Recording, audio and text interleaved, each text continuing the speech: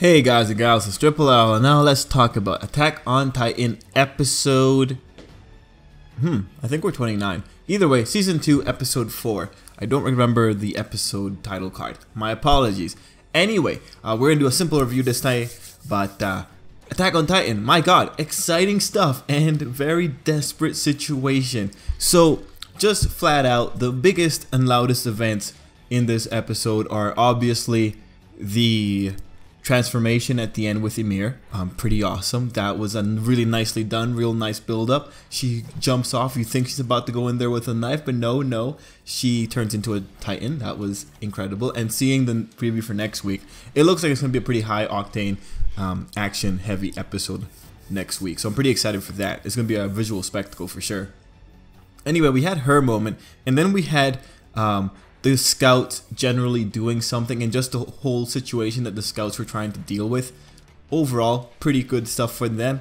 And then Reiner just being a man and being the boss, being the guy that lifts up a Titan that's chewing on his arm and tosses it out a window. Wow, that was incredible. I want to think that Titans don't weigh that much given their size. You know, like I think they aren't that dense, at least I want to think they're not that dense, but regardless, the man grabbing that thing and tossing it out a window, nothing but respect. Like, he was playing it hardball. Anyway, overall, this was a pretty fun episode. So let's just start talking about it. Now, this episode presented a few storylines as we're going through it. So there's specifically the plot thread that's involving Reiner, Ymir, Krista, and it's going towards the end. That's the overall storyline. That's the one that is present at the beginning, and it's ultimately the one that climaxes at the end. Then there's the more self-contained storyline, which is the struggle that the older scouts were having. So we have those two storylines intermingled in this one episode. So to talk about the scouts, because their storyline is a lot easier to just talk about and get it done with, it's pretty unfortunate, you know? It's pretty unfortunate to be in this place where you just can't overcome the difference. There's just no way to overcome the threat that is the Titans. And this kind of desperation it's done really well. It's done really well in Attack on Titan. Attack on Titan knows how to do it really well. Like, man, I still feel so bad for the lady that got killed at the end. Like, we saw her when she was already losing she already lost a leg when we saw her, I think. And then she's just shouting out loud, like the poor girl's already delirious. She's shouting like, "Sorry, Dad, please don't hit me, Dad," or something like that. And it's just like, oh my god, it sucks to see someone broken down to the point where they don't really know what's going on anymore. You know, when she's bringing up repressed memories as she's being eaten alive. That was, man, that was really nicely done. That was nicely done. Like, we didn't need to hear that, you know. We could just hear her screaming, and I think that the manga didn't have that portion. It didn't have that part where she was shouting out loud for her dad. But this did it, and it was more chilling. It was more impactful because of it. So, you know, props to them. And on the other side, we had the man who was saved, just barely, kinda, and he found his drink, but unfortunately the drink was used up. And I do think they did that really well. He asked the question of who drank this, and it's like, no, like Reiner needed it for legitimate reasons. They had to disinfect.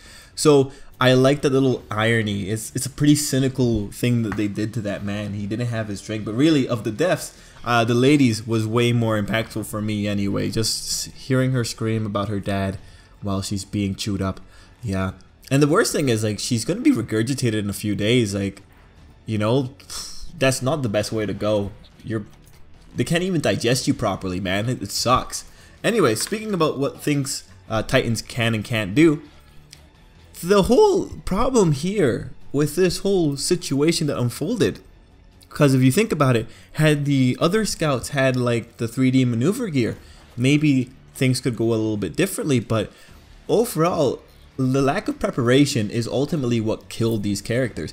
And it's not as if this could have been avoided, right? Like, the general rule is the Titans don't move at night. You're safe at night.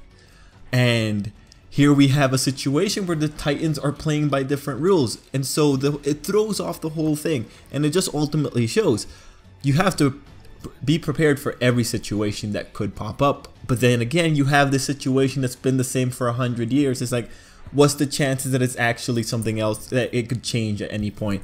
But ultimately, that kind of thinking is ultimately what gets people in trouble. You have to expect the unexpected.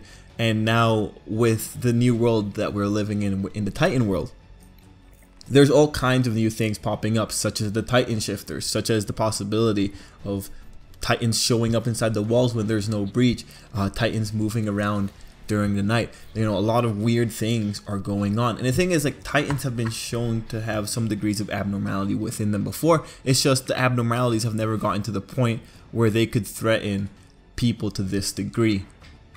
So overall, you know, the Scout storyline is just unfortunate. It's just unfortunate events happening one after another. And there is this background sense of despair just because there's limited resources. There's just no conceivable way for the Scouts to actually put up a legitimate fight if more Titans show up, just because their blades just won't last forever. And that's something that Attack on Titan does really well, the scarcity of supplies. Like, yeah, these weapons are pretty cool, but they run on a time limit. It needs coordination. Okay, so overall, you know, pretty good part of the episode. Then we go into the other half of the episode, or the other parts of the episode involving Ymir, involving Reiner, involving Connie and all of them. I appreciate the joke that Ymir started off with by concluding or making the joke that Reiner isn't interested in girls.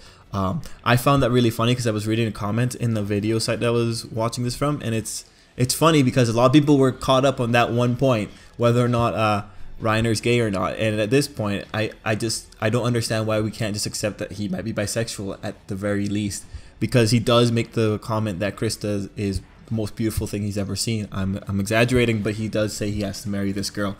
Anyway, that whole part of the plot really just spent time justifying that Ymir is sketchy as all heck, and we see where it culminates. So it was really a slow burn establishing that Ymir might be up to something, and one of the weird elements is that she's reading letters that Reiner can't read. Now, we don't know the age of this tower specifically. We don't know how long it's been there. We don't know how long the canned food has been there, but she's able to read a language that Reiner isn't. That's pretty odd, and I'm not exactly sure what that means in the long run. But one thing that we can infer is that earlier she was making fun of Connie with the whole thing about the possibility of people turning into Titans, like his mom is a Titan. And seeing that Titan shifters are a reality, and seeing that Ymir turned into a Titan at the end, you know, like, that makes that whole segment sketchy. And now, if anything, I'm fully on the boat that Connie's mom turned into a Titan, just because, you know, the dang Titan said welcome home to the boy, and now we had one character who was clearly lying, trying to dissuade him from that reality. So I'm fully on the boat. That's Connie's mom. But anyway, Ymir, really sketchy. Overall, though, we know that she cares about Krista. We can assume that's probably very true. So her going in there and deciding to reveal the secret, it's all for the sake of Krista. And the whole sequence where she actually does turn into a Titan is pretty incredible. We see the skeleton structure form around the creature, I guess. And ultimately, I really enjoyed that little sequence. They haven't had a Titan shifting sequence for the first... Yeah, this might be the first sequence we've gotten for the new season of a Titan shifter. So I'm pretty excited about that. Thankfully, a Titan doesn't take up resources from a person, so we can... Hopefully, she can last in the fight for long enough. Now, if you look at the preview, this Titan looks a lot like the Titan that dealt with Reiner when they were kids. So that's pretty interesting. I'm going to assume that's the same Titan, because then there's drama and then there's reason for having Reiner being postured against Ymir for so long in the episode. It just sets up the dramatic story beats that is answered. It would make more sense if that is the case. But overall, guys, this episode was very pretty. It did the thing that Attack on Titan does. There were a lot of still shots that were panning over spots, but it ultimately culminates in a pretty flashy event, and we're going into a very... It looks like a lot of animation going on in the next episode, so it's going to be pretty exciting. Overall, though, I really like this episode. So, guys, let me know what you thought of the episode down below if you have anything to say, and yeah, till next time. I hope you have a very great day.